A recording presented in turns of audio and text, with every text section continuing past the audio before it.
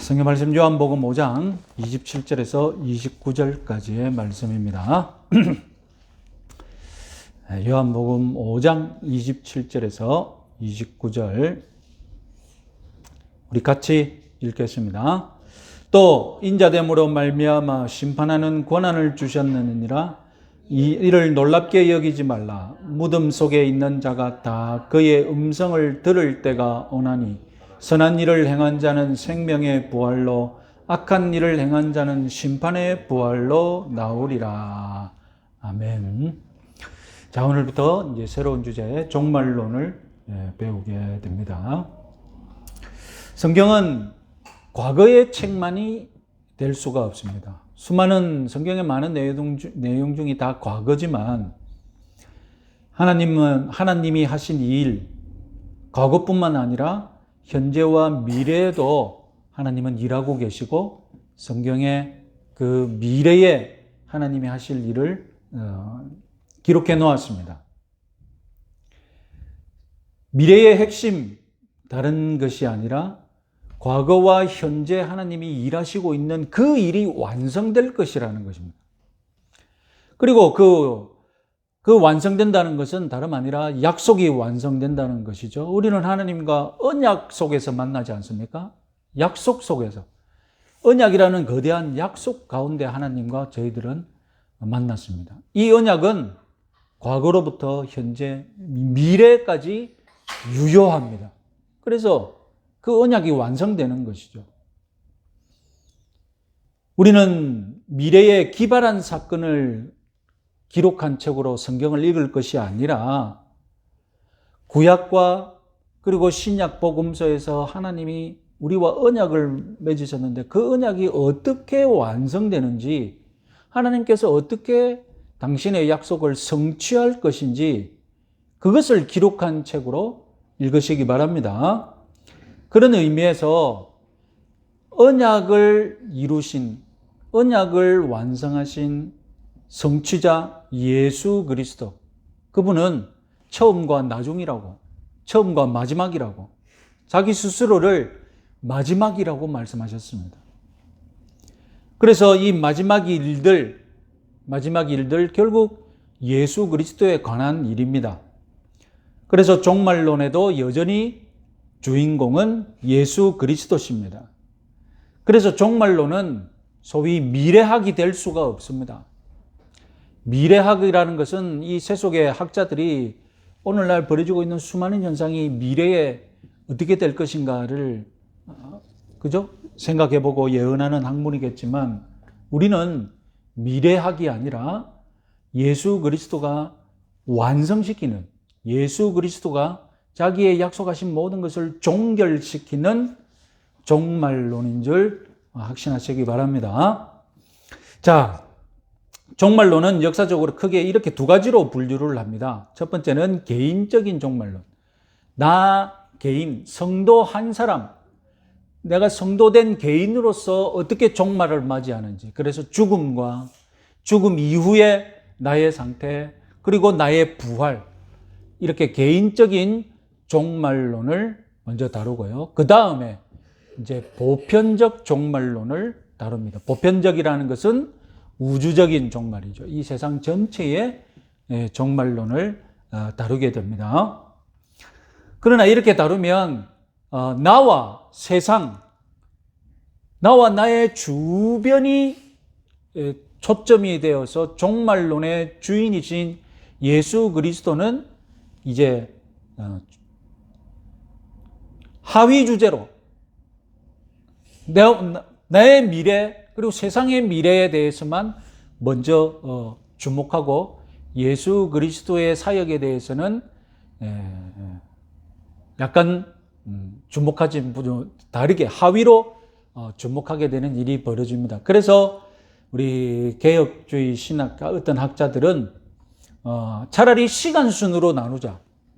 우리가 죽으면 예수 그리스도 재림하기 전까지 우리가 중간 단계에 있게 되는데, 우리 성도가 먼저 죽으면 예수 그리스도 재림 전까지 부활을 기다리는 중간 단계가 있고, 그리고 그 시간이 지나면 어떤 정한 때에 예수 그리스도의 재림이 있으시고, 그리고 예수 그리스도의 재림 이후에 심판과 이 세상 새하늘과 새 땅이 완성되는, 그래서 재림을 시간 순으로 나누면 예수 그리스도의 재림과 최후 심판이 이제 큰 주제로 두드러지게 되는 그런 것이 있습니다. 뭐 크게 차이는 없습니다. 내용적인 차이는 없지만 오늘날 지금 우리 저와 여러분들이 주목하게 될 웨스트민스터 신앙 고백서는 이제 개인적인 종말론과 우주적인 종말론 이렇게 그때부터 나눴던 전통을 따르고 있고, 시간 순으로 보는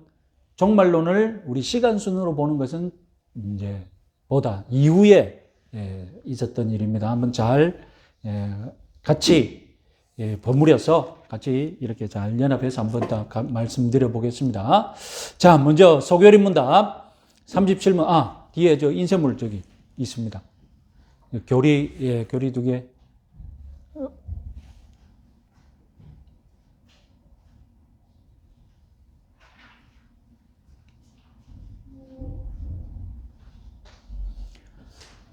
자, 37문. 우리 소교리 문답은 어린이 용일이니까 무엇만 기록했느냐?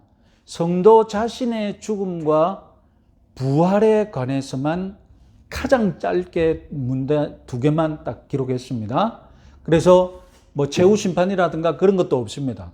이제 그런 건 다 대교리 문답에서 주목하고 있고요. 소교리 문답은 성도 자신의 죽음과 부활만 이제 아이들에게 가르치는 것으로 구성되어 있습니다.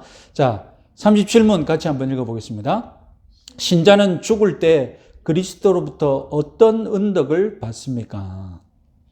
신자의 영혼은 그들이 죽을 때 완전히 거룩하게 되어 즉시 영광 중에 들어가고, 육신은 여전히 그리스도께 연합하여 부활 때까지 무덤에서 쉽니다. 자, 여기서 주목할 단어는 죽을 때 그리스도로부터 어떤 은덕을 받습니까? 은덕이라는 단어를 사용했다는 것입니다. 우리 교단 번역은 이 benefits라는 단어를 은덕이라고 번역을 했습니다.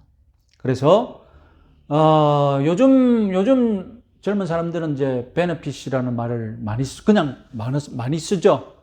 그래서 유퀴즈 보면 조세호가 이제 연예인들 나오면, 그죠? 연예인 베네핏이 뭐가 있냐? 베네핏을 자꾸 묻죠. 그런 거 하고. 그래서 소교리 문답은 우리 죽음의 순간도 우리는 이 은덕을 얻는 기회가 된다. 죽음도 은덕이라는 것을 주지시킵니다. 그리고 대교리 문답에는 이 은덕이라는 말 대신 다른 단어를 쓰는데, 소교리 문답은 죽음이 우리들에게 은혜를 얻을, 은덕을, 유익한 무엇인가를 얻을 기회다라는 것을 주지시킵니다. 그래서 이 웨스트민스터 신앙 고백서는 우리 성도들이 현세에서 누릴 구원의 은덕, 구원의 베네핏을 한마디로 은혜라고 표현합니다. 은혜. 그러면 내세에서, 성도들이 죽은 이후 내세에서 누릴 구원의 은덕, 구원의 베네핏을 무엇이라고 하느냐? 그때 쓰는 단어가 영광이라는 단어입니다. 그래서 지상에서는 은혜, 지상에서는 우리 성도가 은혜의 시대에 살고 있고 은혜가 성도를 붙잡습니다. 그러나 성도가 이제 내세에, 죽음 이후에 살게 되면 이제 성도는 이제 그때도 은혜롭지만, 그때도 주님은 은혜롭지만 성도 개인은 어떻게 되는 겁니까? 두드러진 은덕은 다름이 아니라 영광이라는 것이죠. 그래서 죽음은 영광에 이르는 과정입니다. 자, 죽음은 영광에 이르는 과정이라는 것을 우리 나중에 대교리 문답은 더 확실하게 가르칩니다. 자, 사망의 종류를 한번 생각해 봅시다. 사망의 종류. 첫 번째는 영적인 사망이 있습니다. 창세기 2장 11절 같이 한번 읽어보겠습니다. 선악을 알게 하는 나무의 열매는 먹지 말라. 네가 먹는 날에는 반드시 죽으리라 하시니라.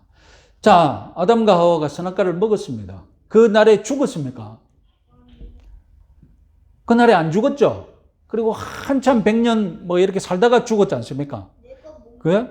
그러면 먹는 날에 죽는다는 말은 무슨 뜻입니까? 먹는 날에는 죽는다. 먹는 날에 죽을 것이다. 그럼 이 말은 무슨 말입니까?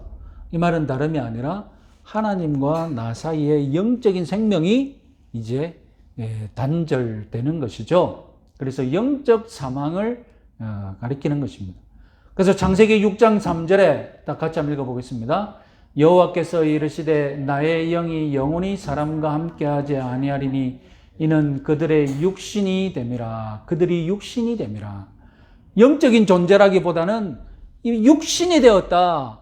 영혼과는 상관이 없는 어떤 그런 존재가 되었다라고 말씀하시는 거죠. 에베소서 2장 1절 같이 한번 읽어보겠습니다. 그는 허물과 죄로 죽었던 너희를 살리셨도다. 예수 그리스도를 만나기 전에 우리는 어떤 상태라고요? 허물과 죄로 죽은 존재라는 것입니다. 우리 육체는 살아있는데, 우리 육체는 힘이 펄펄 나는데, 그러나 영적으로 볼 때는 어떻다고요?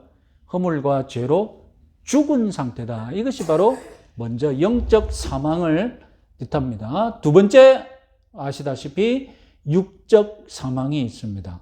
히브리서 9장 27절, 한 번 죽는 것은 사람에게 정해진 것이요 그 후에는 심판이 있으리니. 세 번째 사망, 영원한 사망이 있습니다. 계시록 2장 11절 말씀, 귀 있는 자는 성령이 교회들에게 하시는 말씀을 들을지어다. 이기는 자는 둘째 사망의 해를 받지 아니하리라. 여기 둘째 사망이, 첫째 사망이 육적인 사망이라면 둘째 사망은 영혼이 사망하는, 그래서 영원한 사망을 겪게 되는 그런 사망이 되겠습니다. 이것은 다름 아니라 이제 지옥 형벌을 뜻하는 것이 되겠죠. 자, 이런 사망 가운데 사망의 원인은 무엇입니까? 우리가 사람이 죽을 수밖에 없는 원인, 아까 말씀드렸듯이 우리 사망은 영생할 수 있는 가능성을 가지고 지어졌습니다. 그래서 태초에 에덴 동산에서 하나님이 우리 인생을 지으실 때 우리 인생은 하나님과 에덴 동산에서 하나님께 순종 잘하고 그리고 하나님이 명령하신 것을 잘 지키면 이제 하나님으로부터 무슨 선물을 받게 되어 있느냐? 영생이라는 선물을 받을 수 있는 그런 상태였습니다. 그런데 영생이라는 선물을 받을 수 있는 상태에서 우리 사람이 무슨 짓을 했습니까? 죄를 범함으로 영생이라는 선물을 못 받고 이제 뭘 받는 것입니까? 이제 사망을 받게 되는 것입니다.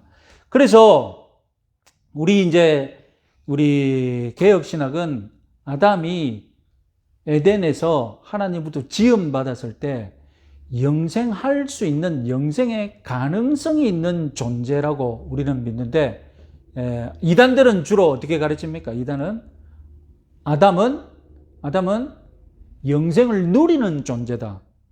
영생을 누리고 있는 존재다라고 상정한 다음에 자기 신학을 막 이제 갖다 붙이는 것이죠.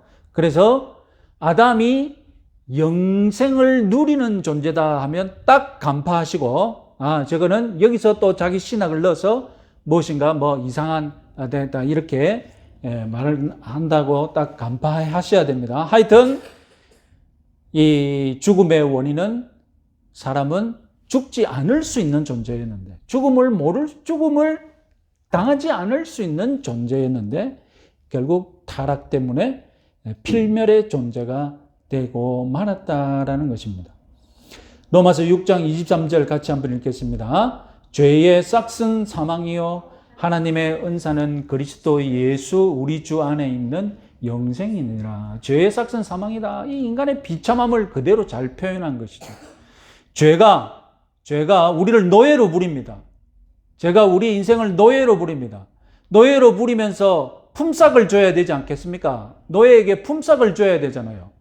그래서 죄가 우리 사람에게 노예로 실컷 부리먹고 주는 품삯이 뭐라고요? 사망인 거예요. 그러니까 여러분 시작부터 끝까지 완전히 뺏겨 먹는 거예요. 아니 품삯이면 뭘 좀 도움이 되는 걸 줘야 되잖아요. 이제 쓸모없다 싶으면 죄는 죽어버리고 노예의 품삯으로 사망을 준다는 것이 이 인생의 비참함이죠. 자, 이런 죽음을 겪고 우리 사람이 죽게 되었는데 우리 신자는 우리 성도는 이 죽음의 상태를 어떻게 겪느냐? 여기에 대해서 이제 중간 상태라는 개념이 생긴 것입니다.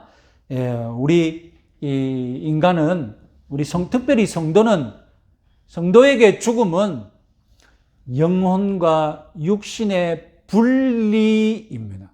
지금 우리 몸은 영육이 하나 되어서 연합되어 있는 상태입니다. 그래서 두부 나누듯이 나눌 수 없습니다. 그런데 죽음은 어떤 순간이냐? 지금 우리 이 육신에서 나눌 수 없이 연합되어 있던 이 영혼과 육신이 죽음으로 인하여서 영육이 분리된다는 것입니다. 그래서 베드로후서 1장 14절에 베드로는 나의 장막을 벗어날 것이라고 말합니다. 자기 육신을 장막이라고 얘기하죠. 신약 성경은 우리 육신을 가리켜서 장막이라고 표현하지 않습니까? 그래서 이 죽음 이후에 우리 영과 육이 별도의 과정을 밟기 시작합니다. 별도의 과정을 밟기 시작하면서 부활 이전까지 우리는 그 상태를 중간 상태라고 부릅니다. 그래서 내가 죽고 나서 영혼과 육신이 분리되어서 영혼이 바른 절차가 있고 육체가 바른 절차가 있는데 부활 전까지 그것을 통틀어서 뭐라고 부른다고요? 중간 상태라고 부릅니다.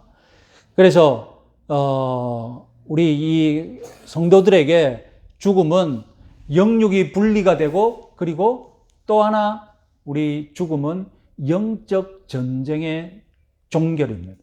더 이상 전쟁이 없고 더 이상 이 세상에서 우리가 겪고 있었던 이 치열한 마귀의 유혹과 대결하고 그리고 육신의 연약함과 싸워야 했던 이 영적 전쟁이 드디어 끝나는 순간이죠. 그래서 끝까지 신앙을 지키고 믿음의 열매를 가지고 죽음을 맞이하게 되면 그 사람을 가리켜서 하나님은 뭐라고 부르십니까? 승리한 자, 의인이다, 의로운 자, 나의 신부 이렇게 불러주시는 것입니다. 그래서 이제 우리는 이 죽음을 영적 전쟁에서 승리하는 자가 괴선문을 들어가듯이 승리자가 괴선문을 들어가듯이 이 죽음을 통과하는 줄 믿으시기 바랍니다. 그래야 해서 우리 이 성도들에게는 죽음은 영적 전쟁을 승리로 끝내는 순간이다. 영적 전쟁을 승리하는 순간인 줄 확신하시기 바랍니다. 그리고 우리 개혁파의 이 중간 상태는 특징이 무엇이냐? 자, 그러면 육신은 어떻게 되느냐? 아시다시피 영과 육이 분리가 되면 육신은 흙으로 돌아가서 썩게 됩니다. 그런데 여러분, 이 소결인 문답 37문은 아주 재밌는 표현을 우리 육신을 향하여서 표현하고 있습니다. 37문 여러분 답을 다시 한번 읽어보겠습니다. 영혼과 육신이 어떤 절차를 받게 되는지 설명하고 있는데 같이 한번 읽어보겠습니다. 신자의 영혼은 그들이 죽을 때 완전히 거룩하게 되어 즉시 영광 중에 들어가고 육신은 여전히 그리스도께 연합하여 부활 때까지 무덤에서 쉽니다. 성도의 육신은 여전히 그리스도께 연합하여 부활 때까지 무덤에서 쉰다. 아니, 내 영혼이 그리스도께 연합되어 있다는 것은 느낌이 오는데, 죽은 내 몸도 아직 그리스도와 연합되어 있는 상태라는 것입니다. 그 썩어져가고 부패해져가는 그 육신도 아직 그리스도와 연합된 몸이라는 것입니다. 그래야만 나중에 어떻게 되기 때문에? 썩어 없어져도 부활할 수 있기 때문이죠. 연합되어 있기 때문에. 그 연합이 끊어지면 내 몸이 그리스도와 아무 상관없이 무덤에서 그냥 끊어지면 여러분 홍수 때 떠내려가면 끝인 거예요, 이제. 그렇잖아요. 나는 다시 찾을 줄 알고 매장했는데 홍수 와가지고 떠내려가면서 못 구해. 그럼 끝나는 거예요. 그런데 여러분 끝이 아니에요. 왜냐하면 내 썩어져가는 그 몸도 어떻게 되어 있다고요? 그리스도와 연결되어 있는 거예요. 그래서 내 몸이 어떤 상태든 나중에 내 몸이 썩어서 없어지고 뭐 어떤 상태든 연결되어 있는 그 몸은 나중에 다시 어떻게 된다고요? 부활할 몸인 줄 믿으시기 바랍니다. 그래서 우리는 무덤에서 쉰다라고 표현합니다. 자, 나중에 부활될 몸에 관해서는 이제 부활 교리에 관해서 더 자세히 말씀드리고요. 그래서 우리는 이렇게 육신이 이 완벽하게 구원받는 것은 부활 때까지 잠시 보류되었다라는 것이죠. 만약 육신이 완벽하게 구원받는 것, 죄의 상태에서 벗어나는 것, 죽음의 상태에서 벗어나는 그런 완전한 몸을 살아생전에 누린다면 어떻게 되겠습니까? 살아생전에 누린다면 그것 때문이라도 안 믿을 사람이 없겠죠. 그래서 하나님께서는 아마 불완전한 맛보기만 누릴 수 있도록 이 영광을 현세에서는 맛보기만 누리게 하시고, 그리고 우리가 죽어서는 잠시 보류해 두었다가 부활할 때 완벽한 몸을 주시는 이런 구원의 여정을 만들어 놓으신 것입니다. 그리고 몸이 그런 과정을 받는다면 영혼은 어떻습니까? 영혼은 즉시 하나님과 교제를 나누는 영광 중에 들어간다라고 표현합니다. 아까 말씀드렸듯이 우리가 땅에서 사는 동안 받는 구원의 베네핏, 구원의 은덕들, 구원의 유익, 구원의 열매, 그것들을 한 단어로 뭐라고 표현한다고요? 은혜라고 표현했습니다. 은혜. 그리고 내세에서 우리가 누리게 될 구원의 베네핏, 구원의 은덕, 구원의 열매들을 한 단어로 표현할 때 뭐라고 표현한다고요? 영광이라고 표현합니다. 그래서 지금은 은혜의 시대, 그리고 앞으로는 무슨 시대? 영광의 시대입니까? 영광의 시대인 줄 믿으시기 바랍니다. 자, 그러면 개혁파 신학의 이 장로교가 가르치는 중간 상태의 특징은 무엇이냐? 간단하게 말해서 잠정적이다라는 것입니다. 잠정적이다. 언제까지입니까? 이 상태가 언제까지만 간다는 것입니까? 예수님이 재림하시는 그때, 우리 몸이 부활하는 그때까지만 이렇게 그러니까 육신과 영혼의 분리가, 육신과 영혼이 분리되어서 각자 이렇게 절차를 밟아가다가 부활되는 순간 이제 어떻게 되는 겁니까? 부활되는 순간 다시 우리 영혼은 새 몸을 입어서 영육이 다시 결합되어지는 새 시대를 살게 된다는 것입니다. 그래서 우리 개혁파의 중간 상태, 우리가 믿는 중간 상태는 영혼과 육신이 분리되어 각각의 길을 가다가 이 상태가 영원한 것이냐? 아니다라는 것입니다. 잠정적입니다. 언제까지요?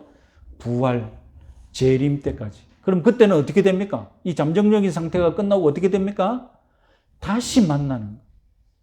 우리의 영혼이 새 몸을 받아서 다시 연합이 된다는 것입니다. 자, 이 중간 상태에 대해서 여러 가지, 두 가지 대표적인 오해가 있죠. 첫 번째는 영혼 수면설입니다. 그래서 영혼이 잠잔다는 것이죠. 영혼이 활동하는 것이 아니라 영혼이 죽으면, 사람이 죽으면 몸은 이제 썩어져 가고 영혼은 어떻게 되느냐? 영혼은 어떤 침묵의 세계에서 아무것도 활동하지 못하는 그 어떤 세계에 가가지고 그냥 잠만 잔다는 것입니다. 활동 안 한다는 거예요. 이게 영혼 수면설입니다. 이거는 왜 이렇게 믿게 되었냐면 성경이 신자가 죽는 것을 잔다라고 표현했지 않습니까? 성도의 죽음을 성경은 잔다라고 표현했습니다. 구약 성경에서부터 잔다라고 표현했습니다. 근데 그걸 문자적으로 그대로 해석한 것이죠. 저거는 영혼이 자기 때문에 잔다라고 표현한 거예요. 잔다라는 것은 죽음을 비유해서 말한 것인 걸 죽음을 입에 올리기 싫어서 완곡하게 부드럽게 표현한 것을 잔다라고 했는데 그걸 인정하지 않고 그 문학적인 기법을 인정하지 않고 영혼이 자기 때문에 잔다라고 한 것이라고 문자적으로 그대로 해석하는 것입니다. 그래서 오늘날 여호와의 증인과 안식교 주로 문자적인 해석을 그대로 취하는 그런 이단들을 여전히 이 영혼 수면설을 믿고 있습니다. 그럼 무엇이 문제냐? 성경이 왜 비성경적이냐? 누가복음 23장 43절 같이 한번 읽어보겠습니다. 예수께서 이르시되 내가 진실로 네게 이르노니 오늘 네가 나와 함께 낙원에 있으리라 하시니라. 누구에게 말씀하시는 겁니까? 예? 누구에게 말씀하시는 거예요? 십자가에서 예수님께 용서를 구했던, 예수님께 자비를 구했던 그 강도에게 예수님 뭐라고 하십니까? 네가 나와 함께 낙원에 있을 것이다 라고 분명하게 말씀하시지 않습니까? 그러면 예수님과 낙원에 있는데 잠자고 예수님 품에 계속 잠자는 채로 있겠습니까? 아니지 않습니까? 낙원에 있다는 말은 예수님과 즐겁게 교제를 누린다는 것이 아닙니까? 그래서 우리는 죽으면 성도의 영혼은 즉시 하나님이 계신 곳에 가서 하나님과 소통을 나누고 교제를 나눈다고 믿습니다. 자, 두 번째 중간 상태에 대한 오해, 다름 아니라 로마 가톨릭의 연옥이 대표적이죠. 그러니까 천국, 지옥이 있는데 천국은 누가 갑니까? 천국은 그야말로 하나님이 기뻐하시는 온전한 의를 이룬, 그죠? 선을 만땅으로 채운 성도들은 천국으로 직행하고, 그런데 성도로서 살면서 죄도 많이 지어가지고 여죄, 남은 죄, 자기가 이 지상에서 온전히 씻지 못한 죄, 믿고 나서도 계속 죄 짓는 바람에 아직 때가 묻어있는 이 죄를 안고 천국에 갈 수 없으니까 그 죄를 씻으라고 어디로 간다는 것입니까? 연옥이라는 제3의 장소에 간다는 것입니다.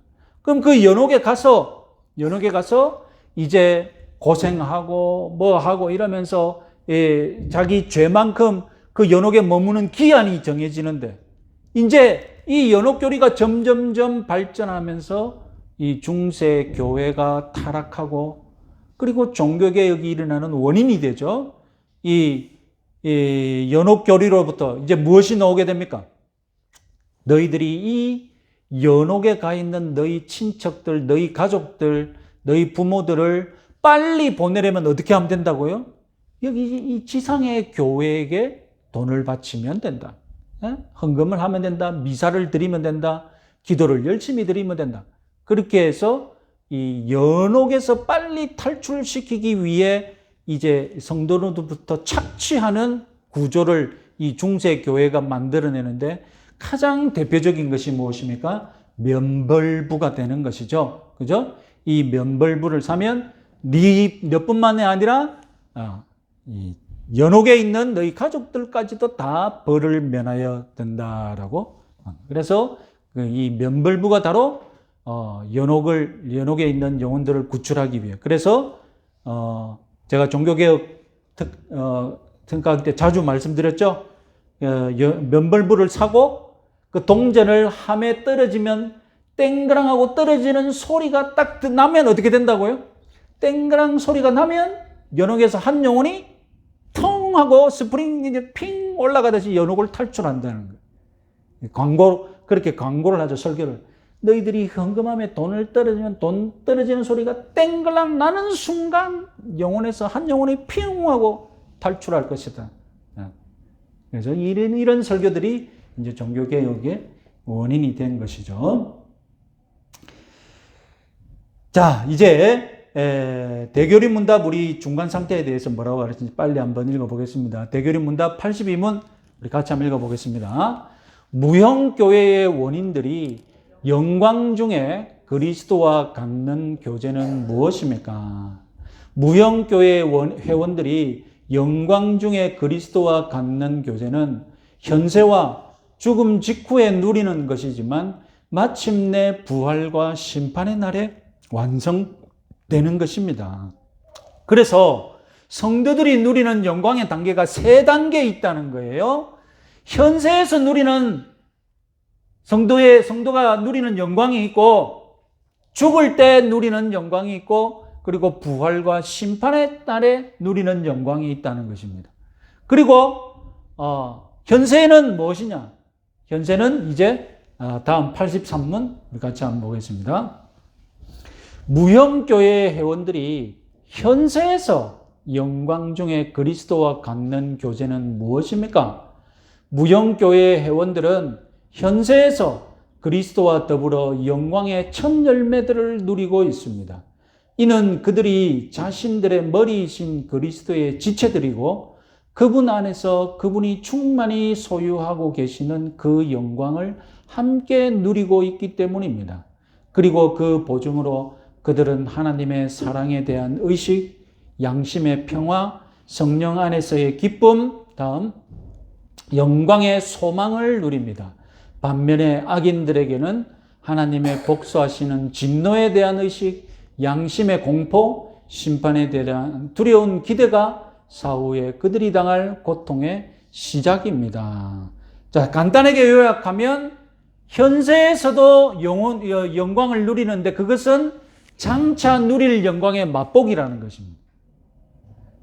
장차 누릴 삼위일체 하나님과의 교제, 충만한 그 교제를 이 지상에서 맛보기식으로 우리는 누리고 있다는 것입니다. 자, 다음. 그래서 83문 같이 한번 읽어보겠습니다. 83문. 모든 사람은 죽게 됩니까? 죽음은 죄의 싹스로 오는 것입니다. 한 번 죽는 것은 모든 사람에게 정해진 것인데 그것은 모든 사람이 죄를 범하였기 때문입니다. 자, 85문. 죽음이 죄의 싹시라면 그리스도 안에서 자신들의 모든 죄를 용서받은 의인들은 왜 실제적인 죽음에서 구출을 받지 못합니까? 의인들은 마지막 날에 죽음 자체에서 구출될 것입니다. 죽을 때에도 죽음에 쏘는 것과 저주에서 구출됩니다. 그러므로 그들이 죽더라도 그 죽음은 하나님의 사랑에서 비롯된 것입니다. 죽음을 통하여 그리스도께서는 그들을 죄와 비참에서 완전히 해방시켜 주시며 그들이 그 후에 들어가는 영광 중에 그리스도와 더불어 한층 더 깊은 교제를 갖게 하십니다. 그러니까 죽음이 단지 죽는 그 순간만의 문제가 아니라 죽은 이후 모든 영혼들이 밟게 되는 절차가 다 있다는 거예요. 그래서 우리 성도들은 이 죽는 순간을 볼 때, 왜 죄의 싹슨 사망이요? 우리가 그리스도 안에 있는 사람은 영생이라고 했는데, 왜 성도들은 죽냐? 왜 죽음에서 벗어나지 못하냐? 이렇게 생각할 것은 아니라, 죽는 그 순간이 죽음이 아니라, 죽은 이후의 모든 절차가 다 죽음입니다. 그런데 우리 성도들은 어떻습니까? 확연하게 다르죠. 죽은 이후에 성도들이 밟게 되는 그 죽음 이후의 중간 절차를 보면 그것은 죽음이 아니라 무엇이라고요? 영광에 들어가는 절차라는 것입니다. 그런데 불신자들의 죽음은 어떻습니까? 불신자들의 죽음은 그 이후의 과정을 보면 그것이야말로 죽음의 참 진면목이 된다는 것입니다. 자, 86문 같이 한번 읽어보겠습니다. 무형교회 회원들이 죽음 직후에 그 영광 중에 그리스도와 갖는 교제는 무엇입니까? 무형교회 회원들이 죽음 직후에 영광 중에 그리스도와 갖는 교제는 다음과 같습니다. 그들의 영혼이 그때에 완전히 거룩하게 되어 가장 높은 하늘 안으로 받아들여집니다. 거기서 그들은 빛과 영광 중에 하나님의 얼굴을 보며 자신들의 몸의 완전한 구속을 기다립니다. 그들의 몸은 죽음 가운데서 그리스도와 계속적으로 연합되어 있으며 마지막 날에 그들의 영혼과 다시 결합할 때까지 침상에 있는 것처럼 무덤 속에서 쉽니다. 그러나 악인의 영혼들은 죽을 때에 지옥에 던져지고 거기서 고통과 깊은 흑암에 머물러 있게 됩니다. 그들의 몸은 부활과 심판의 큰 날까지 감옥에 갇힌 것처럼 무덤에 갇혀 있게 됩니다. 우리 신약 성경이 반복적으로 말하는 우리가 내세에서 누릴 영광을 가장 압축적으로 한 단어로 표현한 것이 무엇이냐면 하나님의 얼굴을 어떻게 한다고요? 얼굴과 얼굴을 마주보고 하나님을 우리가 눈으로 대면하게 된다라는 것입니다. 그것이 바로 우리가 누릴 영혼의 핵심입니다. 하나님과 우리가 얼굴을 마주보고 대면하게 되면 하나님이 이 영적 전쟁에서 승리하고 고생하고 끝난 우리들을 어떻게 해주실까요? 그들의 눈에서 모든 눈물을 씻기실 것입니다. 우리 눈에서 눈물을 씻기려면 여러분 얼마나 우리 이 얼굴을 가까이 하고 보셔야 되겠습니까? 그와 같은 교제를 우리가 누리실 줄 믿으시기 바랍니다. 오늘은 우리 성도들의 죽음에 대해서 살펴봤습니다. 우리 배우신 대로 우리 한번 주여 한번 외치고 우리 기도 한번 하고 마치도록 하겠습니다.